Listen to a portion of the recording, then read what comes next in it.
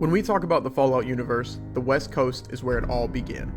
From the Vault Dweller in Fallout 1, to the Courier deciding the fate of the Mojave in New Vegas, the West has shaped the Wasteland. But with the Fallout TV series now expanding the canon, the big question is, what future does the West really have? Stick around because in this video, we're going to talk about Fallout, Bethesda's choices, and the future of the West.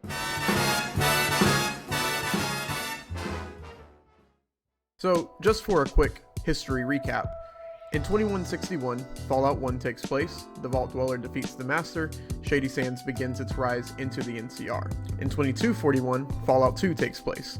The descendant of the Vault Dweller, the Chosen One, defeats the Enclave at the oil rig, and the NCR begins to expand pretty aggressively. In 2247, Caesar's Legion is founded by Edward Salo, creating a brutal empire east of the Colorado. In 2274, the NCR takes Hoover Dam in the first battle against the Legion. And then in 2281, Fallout New Vegas begins, and the Courier becomes the deciding factor in the Mojave. By the end of the game, it's about 2282, and the second battle of Hoover Dam takes place, and the Courier chooses the future. And that's the setup.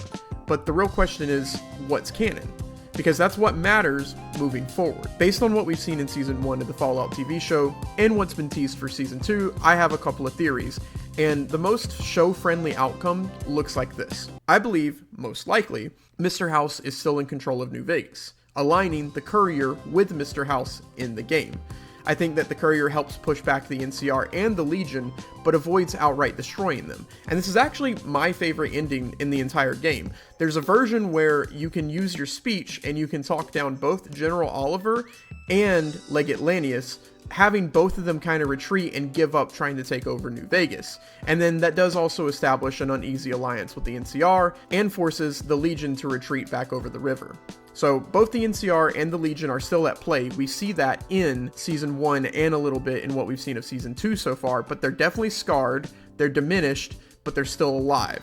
So to me, that's the outcome that makes the most sense for storytelling. The Mojave stays vibrant under Mr. House's influence, while the NCR and the Legion survive in the background, leaving room for future plots. If they didn't want to keep Mr. House around, the independent New Vegas is also a possibility. Again, I think it would use the same factors of the NCR and the Legion being left alive. So I think most likely, regardless of how they approach it, talking down the NCR and the Legion is likely the most canon ending. That said though, an NCR ending is also a possibility. If the Republic officially held onto the Hoover Dam, but has since suffered devastating blows back home, like the destruction of Shady Sands, that could explain why New Vegas looks so rough in the Season 2 trailer. They don't have as much man force to really focus on New Vegas anymore, they've had to go back home.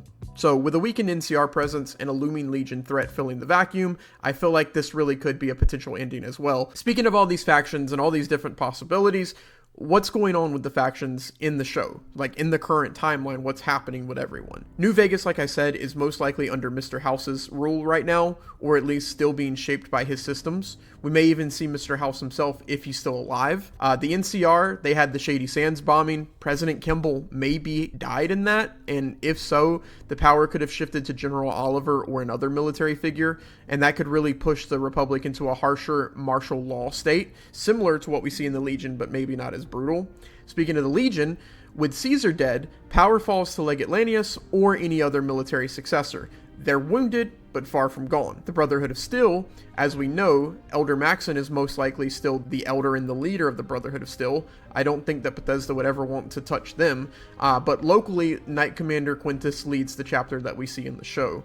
And the Enclave, as of right now, we still don't know who their leader is, but clearly they are having some power resurge, considering the fact they were able to put out a Wasteland-wide bounty. I really think that shows that they're still pulling some strings behind in the shadows. So expect them to be a larger looming threat in Season 2. So right now, instead of one clear winner, what we're left with is what seems to be a fractured West. A bunch of weakened powers, shifting leadership, and plenty of opportunities for the show to explore. And one of those things that they really have to explore, I don't think you can have it take place in New Vegas without exploring this, is who's in control of the Hoover Dam. If Mr. House is in charge, it's likely him, and that secures Vegas's independence. But if the NCR has it, that could mean that the dam is fractured or contested, especially with all the issues that they've had back home. I don't think they have a lot of potential for holding the dam and New Vegas right now, considering all all the issues that they've had. So that could explain the darker, unstable New Vegas we see teased in the Season 2 trailer. But looking ahead, Season 2 may explore a deeper power struggle,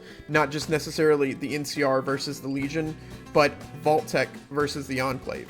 It's no secret that Vault-Tec and the Enclave are pretty intertwined together, but the question right now isn't necessarily who's in charge of the Mojave, it's more of who's pulling the strings. Is Vault-Tec manipulating the Enclave, or is the Enclave manipulating them? And have they slowly been seizing or controlling them from the start? Bethesda really is in a tricky spot with the West, and I'm sure they know that. The Fallout TV series has given us something meaningful, but it has to continue to give us something meaningful, and it has to do it right in the Mojave, otherwise we're going to feel shortchanged.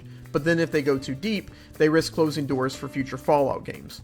That's the balancing act they really have to work with here.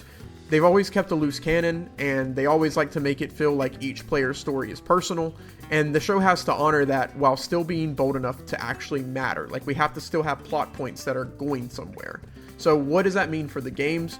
Personally, I'd love to see a true sequel to New Vegas, but realistically, I'd be extremely shocked if it ever happened.